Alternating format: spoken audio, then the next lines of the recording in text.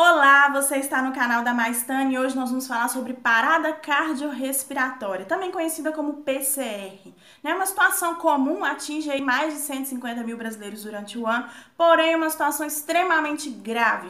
De acordo com todas as situações clínicas que existem, a PCR é a situação mais grave, onde tempo é cérebro. Cada minuto que vai passando ali, o cérebro dessa pessoa vai sofrendo lesões, e muitas vezes irreversíveis. Quando nós pensamos em parada cardíaca, geralmente ela independe de uma parada respiratória. Às vezes, a pessoa parou de respirar, mas o coração ainda funciona. É claro que com o tempo, ela também vai sofrer uma parada cardíaca, por isso nós chamamos de parada cardiorrespiratória. O coração, ele simplesmente para, de bombear o sangue ali, e não tem, esse funcionamento do próprio coração, que é a circulação.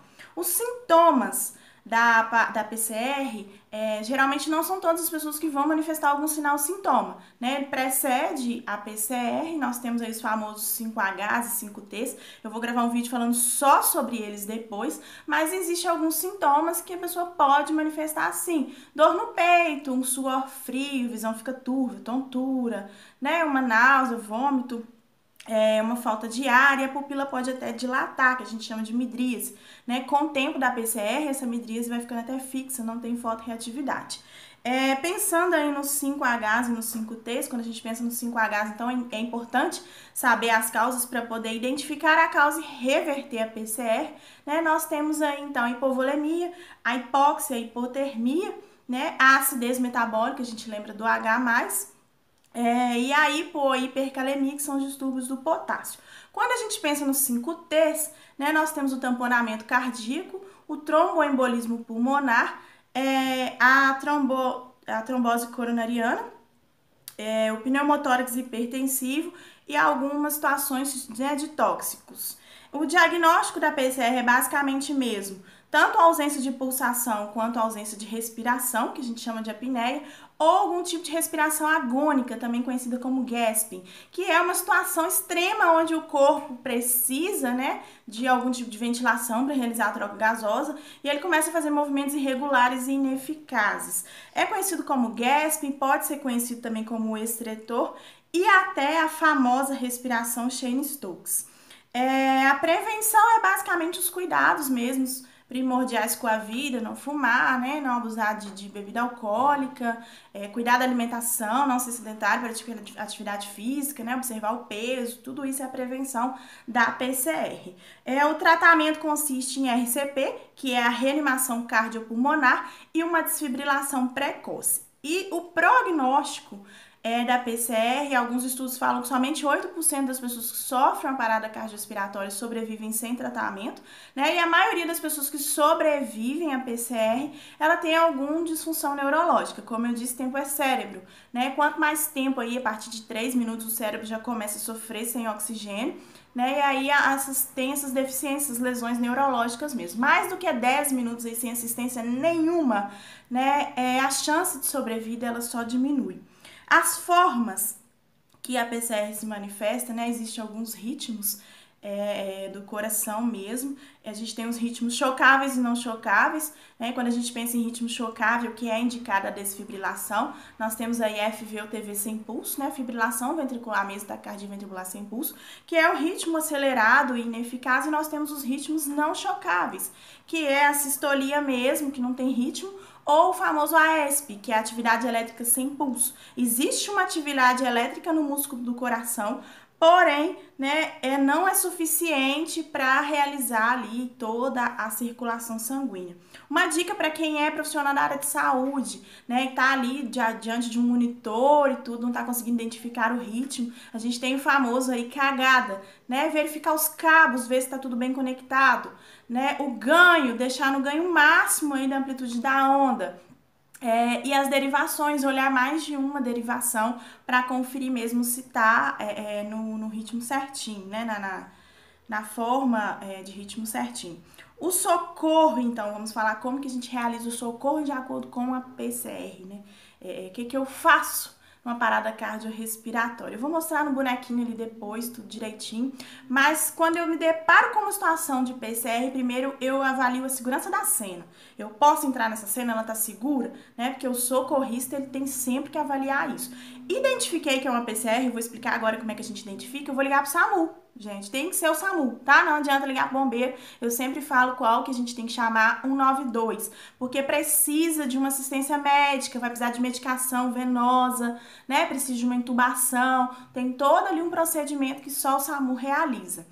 Então eu ligo pro SAMU, porque não adianta eu ir prestar o atendimento, o SAMU não sabe o que está acontecendo, a ajuda não vai chegar nunca. Como que eu identifico, então, que é uma parada cardiorrespiratória? A gente tem o famoso ABCDE, quando eu for falar de trauma, eu vou falar sobre isso, né? E na nova diretriz, quando a gente pensa em PCR, é CAB, né? Eu dou preferência para circulação depois que eu olho abertura de via aérea e ventilação. Então eu checo o pulso, tem que ser pulso central, tá, gente? Carótida, não adianta aqui, ó, pulso de extremidade, não, tem que ser pulso central. Checo ali por no máximo 10 segundos, eu não fico perdendo tempo demais, 10 segundos, não tem pulso, não tem pulso. E depois eu olho ali se tem algum movimento respiratório. Eu também não fico perdendo muito tempo com ver, ouvir, sentir, que a gente fazia antes, não. Olhei, não tem movimento ali mesmo respiratório, eu identifiquei uma parada cardíaca, uma parada respiratória. Às vezes essa pessoa respira e não respira e ainda tem pulso. Lembra que eu falei antes? Então ela tá em parada respiratória, o coração ainda bate. Eu vou ventilar essa pessoa e checar pulso a cada 2 minutos, porque o coração vai parar e aí eu entro com o protocolo de RCP do mesmo jeito. Então, não tem pulso e não respira, eu vou realizar o processo aí de reanimação cardiopulmonar, que é começar com compressão torácica, eu vou ensinar como é que faz, e ventilação. Falando um pouquinho da gestante e da criança, eu vou gravar vídeos separados falando só sobre eles, tá? A gestante tem algumas especificidades, que é a compressão mesmo de aorta e veia cava, mas vamos manter os 30/2 igual ao adulto. E a criança também tem algumas especificidades, mas vamos manter a criança 30/2 também. E se eu tenho 2 socorristas, 15/2. Nos vídeos separados eu vou explicar direitinho sobre cada um. Aqui nós vamos falar do adulto.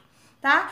Do adulto, então, a gente tem um ciclo de RCP que é 30/2, 30 massagens, né? E 2 ventilações, de 100 a 120 compressões por minuto, né? Afundando aí de 5 a 6 centímetros o tórax, permitindo o retorno do tórax por completo.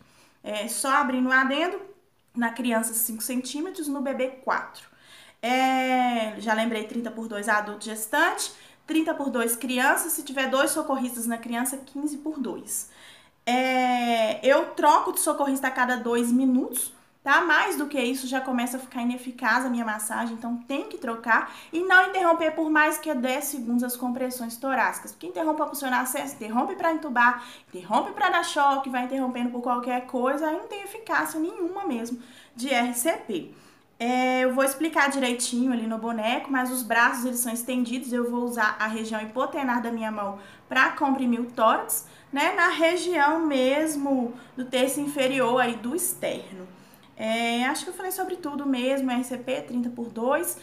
Vamos pensar então numa situação, né, que sou profissional de saúde, sou enfermeira, sou socorrista do SAMU, né, trabalho com isso o tempo todo, mas eu deparei ali na rua com uma PCR, identifiquei com a PCR, liguei pro SAMU, pedi ajuda, tá, gente, não adianta, sou Deus, não vou fazer milagre, tem que pedir ajuda. Eu vou fazer boca a boca? Não, tá? Não é indicado fazer o boca a boca, eu não conheço essa pessoa, isso tem transmissão de doença, então eu não tenho um ambu, não tenho uma máscara com reservatório, não tenho a pocket, não tenho nada, eu não ando com nada. Então, eu não vou fazer boca a boca. Eu vou fazer somente compressão torácica. Faz aí de 100 a 120 por minuto até o SAMU chegar. Ah, mas é um parente, né? É um parente meu e eu quero fazer e tudo, eu tenho segurança para fazer. Então, é por isso que eu vou ensinar, tá? Você não sopra o ar, enche o ar para soprar, você sopra o ar que já está na sua boca e tampa o nariz dessa pessoa, porque senão o ar que você soprar vai sair pelo nariz. Então, ó, só sopra, tá? Nas 2 ventilações, o ar que já está na sua boca, ali naquela pessoa. Já existem comprovações que a compressão torácica, né, ela já é eficaz, não preocupa com ventilação não, 100 a 120 por minuto. Ah, você tem algum dispositivo ventilatório, aí você vai fazer os 30/2, beleza? Vamos então pro bonequinho, né? Uma demonstração que eu vou fazer, ensinando aí um pouco para vocês aprenderem o ritmo, que tem que estar no mesmo ritmo, na mesma profundidade, né? É uma sequência. Não posso começar a parar, né? E aí eu converso, brinco e tudo. Desfibrilador. Se eu tô num local público ou algum local de saúde, assim que eu identifico a PCR, eu peço alguém para buscar o desfibrilador, chama ajuda. Ah, tem algum socorrista aqui, alguém que entende disso, vem me ajudar, afasta os curiosos, né? Procura ali um desfibrilador. O desfibrilador, ele é bem inteligente, gente, ele mostra onde você coloca as pás, você tem que abrir a roupa dessa pessoa, né? Expor essa pessoa, instala o desfibrilador, ele vai mostrar tudo direitinho, ele conversa com você, te mostra que tem que dar choque, se não tem, se tem que afastar da vítima, que senão você leva choque, aonde você aperta, ele é super inteligente. Uma coisa que eu não falei, identifiquei uma PCR, eu vou colocar essa pessoa numa superfície rígida, tá? A gente não adianta deixar no colchão, que senão eu faço compressão cardíaca e aí absorve toda essa tensão ali que eu tô fazendo. Então, ou numa prancha, numa tábua e até mesmo no chão, eu tenho que colocar essa pessoa para poder fazer ali compressão torácica, né? Abro a via aérea dela, deitada, exponho a roupa e começo a fazer. Nós vamos ver no vídeo aí adiante. Bom, gente, eu tenho aqui então um bonequinho para ter um exemplo para vocês, né? Eu vou expor essa pessoa, tirar a roupa dela, então, sempre observar mamilo, tá? Não é uma referência correta, porque a mulher tem os seios, né? Às vezes o mamilo não tá na altura do tórax, né? Mas a gente vai sempre olhar essa linha aqui do terço médio, então, do tórax, e vou fazer a compressão aqui no externo. Tá? Não tem problema eu lateralizar um pouquinho para a esquerda não, mas é bem na região central mesmo. Então a vítima, ela tá sentada, eu tô de joelhos, ou eu tô de joelhos numa superfície rígida, que geralmente é o chão, ou se eu estiver no ambiente hospitalar, eu vou estar na escadinha ali na cama, mas tem ali uma tábua ou uma prancha, né, própria para PCR mesmo, para eu atender essa vítima. Tá aqui a linha então do mamilo, né, na região do externo. Eu vou usar a parte então empotreinada da minha mão, mãos sobrepostas, né, e estendidas. Eu vou cruzar aqui os meus dedos ou sobrepor os meus dedos, né? O importante é que o que encoste aqui no externo dessa pessoa é minha região hipotenar. Eu tenho que estar com o meu corpo reto, tá, gente? O que vai fazer o movimento é aqui, ó. Ó, eu não posso fazer isso aqui não, ó, porque senão não tem efetividade. Então eu tenho que estar com tudo muito reto. E aí eu vou afundar de 5 a 6 centímetros, né, nessa vítima, favorecendo aí o retorno total do tórax de 100 a 120 compressões por minuto. Então eu vou fazer uma sequência de 30 por 2, mas vou lembrar já que se eu não tenho aí algum objeto de ventilação, eu vou fazer de 100 a 120 por minuto direto até o socorro chegar. Vamos lá, porque isso cansa. 1, 2, 3, 4, 5, 6, 7, 8, 9, 10. 1, 2, 3, 4, 5, 6, 7, 8, 9, 20. 2, 3, 4, 5, 6, 7, 8, 9, 30. Parei, ventilou uma, ventilou duas. 1, 2, 3 e por aí vai. Né? Dá pra você ter uma noçãozinha, sempre estendido, nunca flexionando. Né? Depois nós vamos falar um pouquinho mais sobre isso outra vez. Eu espero que você tenha aprendido um pouquinho sobre parada cardiorrespiratória, né? Muito interessante, isso pode salvar uma vida. Curte esse vídeo, compartilhe esse vídeo com a sua família, seus amigos, compartilhe no Facebook. Não deixe de falar sobre esse assunto não, porque ele pode salvar, né, até mesmo a sua vida. Você está no canal da Maistane e eu sou Maiara Stanislau, enfermeira.